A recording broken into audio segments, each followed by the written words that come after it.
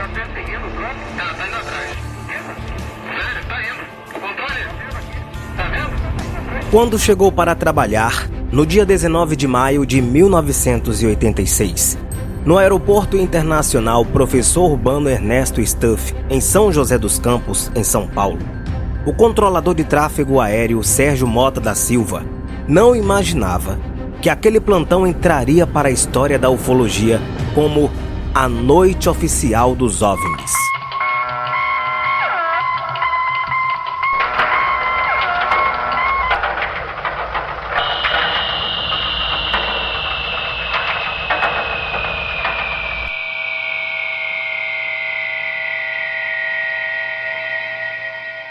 Na noite daquela segunda-feira, 21 objetos voadores não identificados, alguns deles com até 100 metros de diâmetro, foram avistados por dezenas de testemunhas, civis e militares em 4 estados: São Paulo, Rio, Minas e Goiás.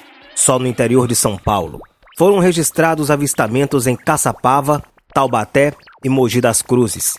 Em Guaratinguetá, São Paulo, o avistamento foi coletivo. Quem contou assim foi o ufólogo Edson Boaventura Júnior, presidente do grupo ufológico do Guarujá. Foram mais de 20 objetos voadores não identificados nos céus de São Paulo, São José dos Campos, Rio de Janeiro, e o brigadeiro Otávio Júlio Moreira Lima, da Força Aérea Brasileira, comunicou o José Sarney, o presidente, para que eles pudessem mandar aeronaves de interceptação, caça Mirage e F-5, para que interceptassem aquelas mais de 2 dezenas de OVNIs que estavam saturando os sistemas de radares, ou seja, foi detectado em 3 tipos diferentes de radares. Por volta das 20 horas, cerca de 2.000 militares, entre cadetes e oficiais, da Escola de Especialistas da Aeronáutica, testemunharam o fenômeno a olho nu ou de binóculo. E não parou por aí. Os OVNIs, sigla usada para designar objetos voadores não identificados,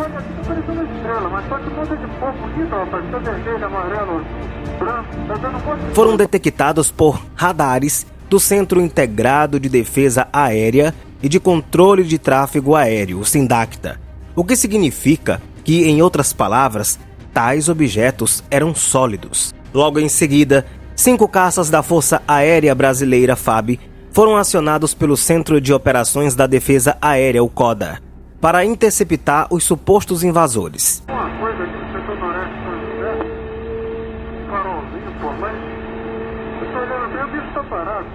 Sobe de desce, vai pra esquerda e pra direita, tá paradinho lá. Tô olhando, não é estrela não. Segundo os pilotos, os pontos multicoloridos conseguiram, entre outras manobras, pairar estáticos no céu, voar em zigue-zague, fazer curvas em ângulo reto, mudar de cor, trajetória e até altitude e atingir velocidades de até 15 vezes a do som. Segundo o próprio controlador de tráfego aéreo, Sérgio da Silva Mota, o número de objetos avistados naquela noite foi bem maior do que 21. Disse ele que às vezes os pilotos tinham contato visual dos alvos, mas os radares não registravam absolutamente nada. O que é a noite oficial?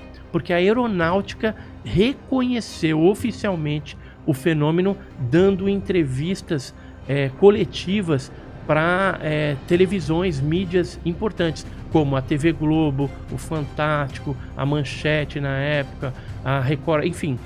Houve uma divulgação bem interessante por parte desse caso, onde teve testemunhas de credibilidade, ou seja, pilotos, militares que viram os OVNIs. A Noite Oficial dos OVNIs é um dos mais importantes casos da ufologia mundial.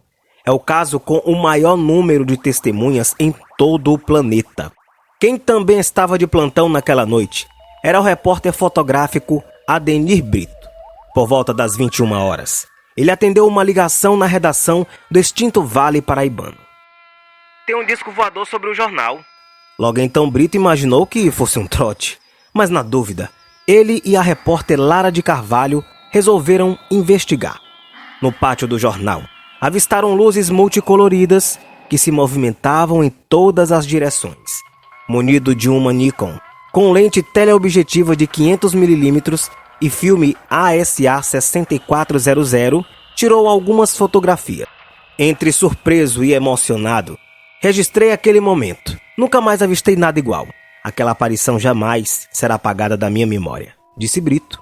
Um mês depois, 2 oficiais do Centro Técnico Aeroespacial CTA, acompanhados do ufólogo americano James George Urtica, compareceram à redação e pediram ao editor-chefe os negativos das fotos.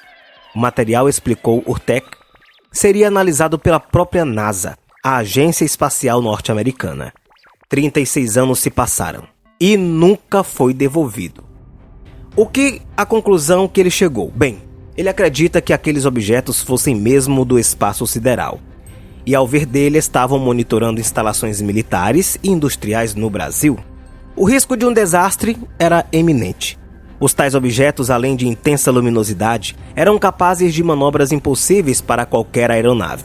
Para agravar a situação, sobrevoavam instalações estratégicas para a defesa aérea, como o Instituto Nacional de Pesquisas Espaciais, o INPE, e o Centro Técnico Aeroespacial CTA, em São José dos Campos, em São Paulo, e a Academia de Força Aérea, AFA, em Pirassununga, São Paulo. Por essas e outras, o então ministro da Aeronáutica, brigadeiro Otávio Júlio Moreira Lima, naquela época, foi logo notificado do que estava acontecendo.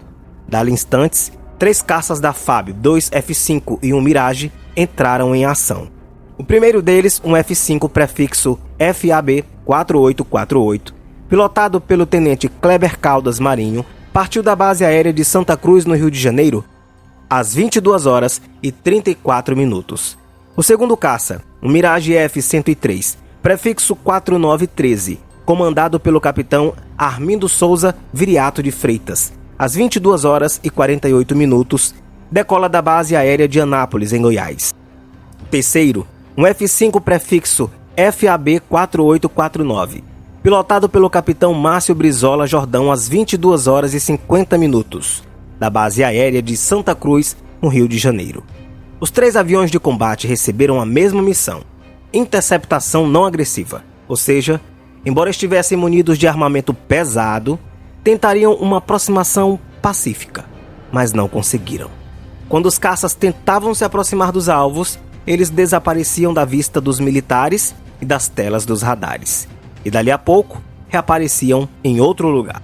No dia 23 de maio de 1986, às 16 horas e 30 minutos, o então ministro da Aeronáutica, o brigadeiro Otávio Júlio Moreira Lima, convocou uma coletiva para comunicar à imprensa que 5 caças da FAB perseguiram 21 UFOs. Bem, não se trata de acreditar ou não em seres extraterrestres ou em discos voadores. Só podemos dar informações técnicas.